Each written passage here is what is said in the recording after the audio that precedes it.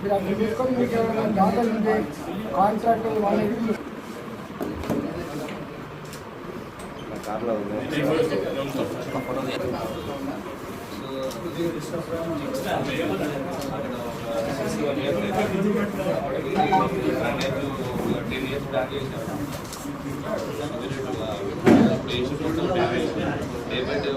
Water వచ్చిన ప్రసారి weekly ఒకటి మీరు వేరే వాళ్ళు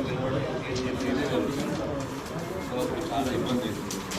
ఆల్రెడీ ఇంతకుముందు అది కాదు ఒకటి మీరు అప్పుడు అక్కడ వచ్చినప్పుడు గురించండి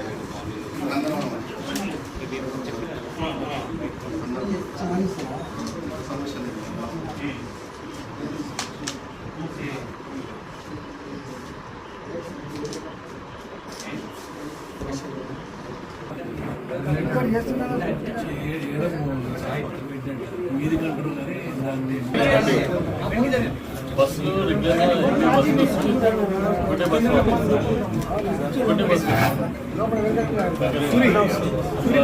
ఉప్పల్ నియోజకవర్గానికి ఫస్ట్ అన్ని బస్సులు వచ్చి కాలనీ మా దగ్గర ఒకటే బస్సు చార్మినార్కి లేదు, కోటికి లేదు, మెహదీపట్నంకి లేదు, ఓన్లీ ఒక సికింద్రాబాద్ ఒకటి వస్తుంది.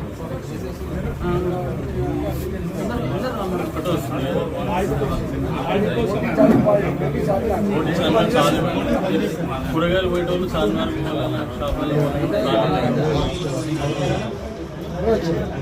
మీరు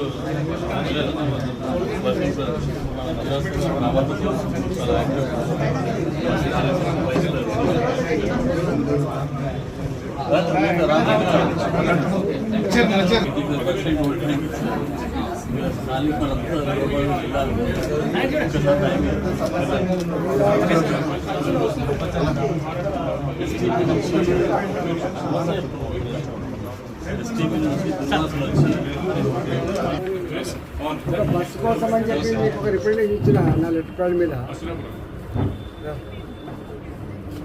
మరి ఇప్పుడే ఆ లెటర్ని మీరు మళ్ళీ పెడతా జర సమస్య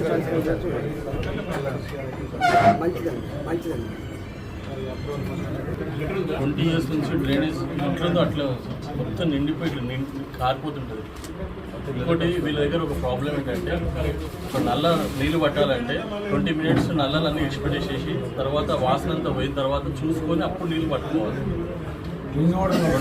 మూడో విషయం ఏంటిదంటే ఎస్టీపీ ఉంటుంది సార్ పక్కనే. ఆ ఎస్టీపీలోంచి వచ్చే దుర్వాసన రాత్రి 2 గంటలకి అసలు వీళ్ళకి చాలా ఇబ్బందికరమైన వాసన వస్తుంది. చర్మ వ్యాధులు నల్లగా అయిపోతుంది. బిందెలు అయితే పొద్దున లోపల సాయంత్రం వల్ల నల్లగా అయిపోతుంది.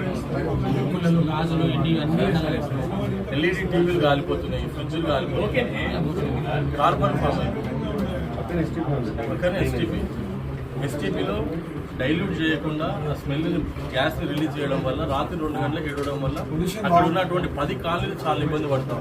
అసలు ఆ ఎస్టీపీ వల్ల చాలా ఇబ్బంది ఉంది. పక్కనే మూసి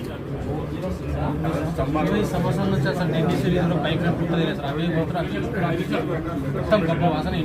సార్ మీరు మొన్న ఒక దగ్గరికి వెళ్ళి ట్రంక్ లైన్ గురించి మాట్లాడి హాఫ్ అన్ అవర్ ఇట్లా చేసారు. రామంతపూర్లో ఒక 12 కాలనీలకి ట్రంక్ లైన్ ప్రాబ్లం ఉంది. ఆ ట్రంక్ లైన్ క్లియర్ అయితే చాలా ఈజీగా అయిపోతుంది. ట్రంక్ లైన్ వల్ల 12 కాలనీలు ఇబ్బంది పడతాం.